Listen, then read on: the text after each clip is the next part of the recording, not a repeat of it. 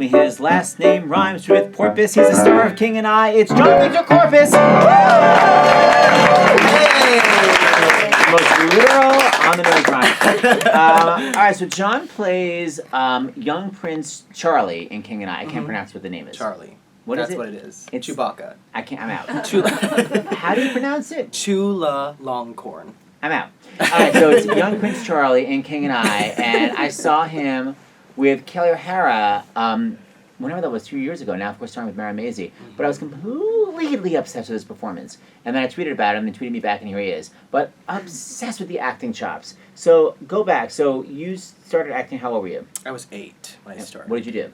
I grew up in Tampa, Florida, and I grew up in a Filipino household, so we always sang.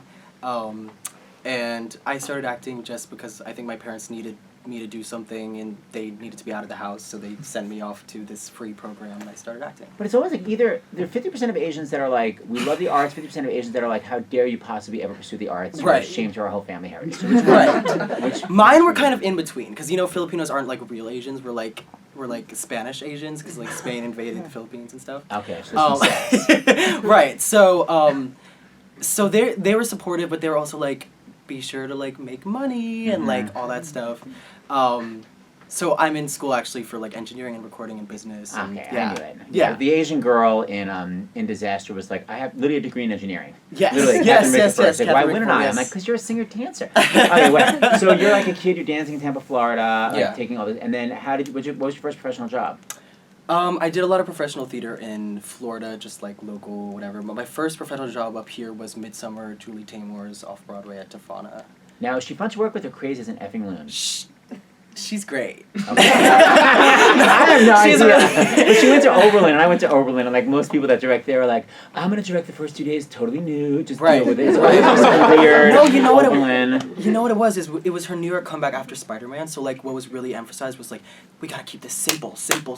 Like really? Everything was just like really minimal, and it was still very Julie Taymor. Like we had crazy shit happening, but stop. Well, it's like you can curse, but wait, Okay. like what was Julie Taymor about it? Mask, makeup. I mean, projections. Like instead of the fairies, like, I was one of the fairies, but we were like the rude elementals. So we were like island. Like we painted our faces with clay and like had to do like African like designs on our face. And where was this? Is this Central Park? This was at Tofana. Where the hell is that? Theater for a New Audience in Brooklyn. Tofana. Yeah. Acronyms don't start with me. Just call by the full effing name. Right. Okay, so now you moved to New York for this gig? No. Oh, you were actually here already. I did that mini cast of Godspell. I don't know if you ever saw that on YouTube, but I saw like the cast of 2007. Yeah. That was me. I was mini telly. But wait, but why? Oh, that was like a publicity stunt or something? It was definitely a publicity stunt. It was, yeah. They had that when I was a kid. They had the 42nd Street cast of 1990, and like all my friends made it. Like it was like 1980 and all that cast. It was like a publicity stunt. I remember this girl, Diana Barros from Annie, got it. So this was like a stunt for Godspell. It's like, you guys will be in Godspell when we run for the next 20 years. Right. Okay, so you were the telly. So would you sing All Good Gifts or something? No, well, that's what I sang for the audition, but we just did like a medley of Light of the World and Day by Day and yeah. Oh, but it was a different version on Broadway. It was like, you are the light of the world. It was like a rap version. Right. All right, so that was your first sort of gig-ish, and then the Julie Yeah. Taymor thing, and then when did you get something like that's not weird? I did the Radio City show, so that was Wait, you're a plenty Rockette? strange. That's why you're so skinny? Yeah, I was a Rockette. Wait, what did you do in that? Rockette. I was like the kid who didn't believe in Santa, and then I believed. What show is it? What show is it? The Christmas show. The Christmas show. Yeah, It wasn't like a Laura Benanti cell phone No. show. Remember that? Anybody? Yeah. Wait, so Wait a second, music hall, usually the schedule is that you have a show at like 11 o'clock, 11:45, Yes. 1:05. Wait. I was talking to Alex earlier. Yeah, it was it was like up to 5 shows a day. Yeah, the most the I show's did. like 10 minutes long. It's like an hour and a half. Yeah. Okay, and how long you were there Yeah. on stage? 6 to 7 minutes. Yeah. Okay, so, wait, but my friend was in that show and she got kicked by a camel. Like, did you have any... shoot. Yeah, she probably got hurt. Did you get any animal incidents? I mean, they poop a lot. They poop on stage. You're not on poop duty. You don't have to clean it up. No, absolutely not. Hmm. No. One matinee, maybe? Yeah, one time they were like, "Can you?" No. Wait, but you never had any kind of kicking, any problems with the animals? No, they were just like, be very careful and like don't like do anything crazy and. Well, what were the animals you were working with? It was sheep, donkeys, camels. I think that's it. And were they equity or agbo? Okay, so you did this Radio City show, and then was it like, did you get to ride those elevators and all the really kind of cool stuff on the stage? Yeah, absolutely. They cut the flying though, because I was supposed to fly and I was really excited. Wait, so you worked with Julie Taymor, you didn't fly, and you worked with the city, you didn't fly? What is happening? Terrible? Why don't you? I know. I don't know. Why did they Next show. cut it? Because it was, I think, safety and too expensive or whatever. So we had this thing that just like went in a circle. Like we held on. It was like the North Pole, and it like just spun in a circle, and we were in the North It's called a Pole. bicycle. Right. Anyway, whatever. It's all good. Okay, so at least Elliptical. you're getting work though. So then, Yeah. So then, how'd you get King and I? And how annoying was the audition? It was 6 I knew it. auditions. Thank Yeah. you. I completely knew it. I know that style. You need to come back, and this time I'm going to totally change my intention. Okay, go on. Let me hear. It was just through my agent, just got submitted and... You play the young young prince. So he's like the son of the king who's about to become the king when the king dies. Spoiler alert. Becomes the king. Okay, so they brought you in, and what did you have to do for your audition?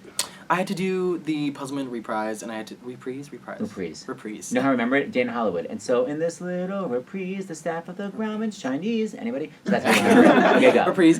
And I had to do some scenes, with Bart and the whole... So why was it 6 times? It was 6 times because it's usually cast as like a 12-year-old, and I'm like not that much older than a 12-year-old, but they wanted a little bit more mature take on it, and they weren't sure, I don't think. So they kept going back and forth. Like, it was funny because all of our final callbacks were on the same day. So Ruthie Ann Miles, Ashley Park, Conrad Rickamore, like all of them, and they were all told in the room, like, would you like to be part of the King and I? And then I went in, and I was like expecting it to be like, I'm going to be Prince Chulalongkorn and King and I, and then Bart goes, I hope it works out. And Wait, no, so they would exit and they'd be like, I got it! Yeah, so they kept telling you? Absolutely. So you're like, I can't wait. Yeah. Oh my god, Yeah. so then what happened? So then you left and you were like Then devastated. I was like, shit. Did you see some other brat going in right after you that was like waiting for your role? Yes, and he ended up being in the show. Yeah. Oh, he did, but he was not your brat. Yeah. I mean, he didn't get your gig. So then you Right. went home, and then when did Bart, quote unquote, finally tell you got the gig? Well, it's funny because my people left a voicemail on my Who's your phone. people? You mean your agent? My agent, my manager. Yeah. Well, I didn't want to say. I feel like agent and manager is more pretentious No, than people. people's 10 times Okay. agent and manager called me, and they left me a voicemail, but then they didn't follow up, so I just had it sitting in there for like 3 days, and then I finally checked my voicemail, and I was like, Wait a minute. So like you got King and I, and you saw a message from your agent who didn't. I didn't know that there was a voicemail for some reason. It didn't. Oh my Yeah. god! So you waited for 3 days, even though it was sitting there saying you Yeah. had the part, and then they didn't call to find out. They what didn't you were call, doing. yeah. Okay, everyone in the story is annoying. Okay, so then you finally got it, and then Yes. when you began rehearsals, was Yes. it like 2 weeks of research into what it was like living in Bangkok? One of those long, boring ass processes. It wasn't boring. It was Oh, what? It sounds amazing. education. I'm always like, just get me to the performance. I don't want to do research. I have something here. What it was like. No, you know what was great about it is that like King and I can be played very stereotypically Asian, and like solidifying these people as real people was great. You know what I mean? Why? What was the difference between how you could have played it and how you do play it? Because there's just like a general conception of like, I'm going to speak like this and like blah blah blah, and and it could very easily make the characters not human. So like, delving into the actual history was really humanizing. So you mean finding out what it was like in Bangkok in those days for your particular so Right. what was it like for you for the son of the king? Well, obviously very spoiled. Yeah, very, and they had the harem, but what was emphasized was like the harems weren't a dishonorable thing for the women. It was an honor for them to be protected. And in It was this, a gig. in this It was community, like, thank God. and they like had protection for the rest of their lives, and like they got to be in the palace grounds and all that stuff. So I mean, it was called like they had no choice, and therefore, Right. out of having no choices, this was the best of having no choices. Right. But it wasn't like it was amazing for them. Right, It was slaves, basically. right, yeah. And then, so you got to sort of oversee the harem. Is that what it is? Like you're sort of like you inherit the harem. Yeah. Actually am not clear as to like if he inherits his father's like wives. Oh, or, that's inappropriate. But apparently he was like the most busy of all, like a lot of the kings. Like Bizet is first of all it's pronounced. Like, Okay, so then he had lots of. so now what was it like working with? I'm doing a show with Kelly O'Hara in Philadelphia at the Kimmel Yeah, Center. What was she's it like going. working Jen's with her? My friend Jen is going. What was it like doing the show with her? Really great. She's so sweet, and just everything you'd expect of Kelly O'Hara. Just the most perfect. Any beautiful- inappropriateness on stage with her? She's really crude off stage. I'm trying to think of like crazy things that she's just like a normal lady. You know what I mean? Yeah. Mm-hmm. Yes. loved her. But did anything ever happen on stage you need to know about between you and her? Or did you ever witness anything?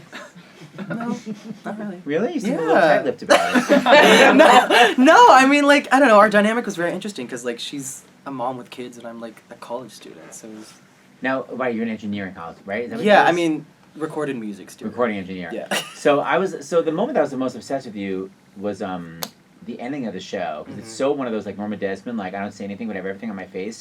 So like, are you one of those like I'm actually not thinking anything, Seth? You're actually projecting, or are you actually having this full crazy thought process? I mean both. You know. Really? Yeah. I mean 8 shows a week. Like you sometimes have to fake it, but like I aim to be thinking something every time. And what is your thought at the end of the show? Well, you know, like he's a teenager about to rule a country. Like I don't think there can be higher stakes ever. You know what I mean? And like I'm inappropriately equating it with like me like not knowing what to do with my life and being in college and like la la, you know. Oh, so you actually find it? You're one of those people that finds the acting within yourself, how. Right. Interesting. Yeah. You know, you totally get it. It's such an amazing moment of like. And totally like listening to No One Is Alone to like get me prepared. Like absolutely like just the most inappropriate. Do you? Into the woods like. Backstage, you're listening to it. For yeah. real? Yeah, because there's that long break. Like I'm watching the ballet and then all of a sudden my dad is dying, so like I have to like bridge that gap between when I'm like listening to like things to like. Yeah. Oh, it's so funny because when you're watching a Broadway show and like you don't see a character, you just think they're living their character life, but in reality, you're actually backstage like waiting to answer. Right. So you have to eating sing. Ruffles chips and yeah. So your version of singing character is listening to No One Is Alone. Yeah, That's apparently. interesting. Yeah. And then have you ever like come on stage by accident with your iPod in your hand? No, but it's like been left playing, and they're like, "Can you please turn that off?" Like next time. Yeah. Like our stage manager's just like, "Please." Like. So it's like you are now the king, and you hear "Is alone." Yeah. No, you know, there's a funny story. We were getting notes. In we were getting notes in previews for our show, and I apparently left my iPod playing Next 10 Minutes from Last 5 Years, and it was like all the way up like on the subway, you know, just on the way to rehearsal, and it's just playing in the background, and someone's like someone's iPod playing, and like this is a room like full with the creative team because it's like preview, so everyone's there, and Bart's there, Ted Sperling's there, like everyone's there, and one of our cast members recognizes it and is like, that's definitely the Next 10 Minutes from Last 5 Years, and I had to walk across the room and like turn it off, and was it at least funny? And everyone was like ah, and like we didn't know like what was gay, or like that I was like playing the Last 5 Years loud volume, or that someone recognized it from like across. Neither are gay. Music theater for straight people, but bravo.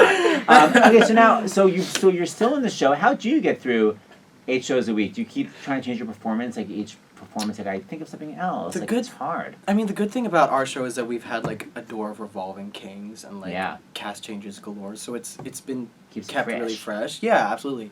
And honestly, like, because I was doing undergrad and then going to the show at night, because Asian overachiever, like, you know, absolutely. You gotta So the show is actually one of the more relaxing things about my day, you know. And so it's not boring, it's relaxing. It's like, you know, I know what I'm doing when I'm going in, you know. And what's it like working with Mary Maisie now, plays Mrs. Anna? She's like sassy and great. I was going to talk about Cruz. Right. Oh my God, she's 10 times worse than... There's a scene that we have behind the screen where we're like getting ready for the banquet, and she's always like telling me and the guy who plays Louis like what alcohol we're having that night. She's like, today we're having this. And like she describes like how to make it. I'm like, you know so much about alcohol now. Aren't you underage? Yeah, I'm 19. Inappropriate. All right. In conclusion, I'm obsessed with your acting. So, what's your goal? You're such a good actor. Why aren't you doing TV or something also? I was almost in the Spider-Man movie. I don't know if I can say that, but I was almost in that. Which one? You mean the most? The new one. Oh, who are you gonna be? That's Julie Taymor. Taymor. Spider-Man's best friend. Who the hell got it? The kid from Grand Budapest Hotel. So the bellhop. Did you screen test for it? Yeah, I met with the director and everything. Yeah. Oh, no, you devastated? Yeah. No, it's okay. I mean, I almost got a lot of things, so it's fine. That's how it is. That's how it is. It's the name of my autobiography. Yeah. It's all good. Yeah. All right, and you go by Jon Viktor, Victor, what's happening? I don't know. All of a sudden in New York City, I'm Jon Viktor, so I used to just be Jon. Jon's fine. Why did you have to add the Victor because of equity or something? No, like I just put that on my Godspell form, and that's what they put in all the press releases. It's very Audrey Ann McDonald.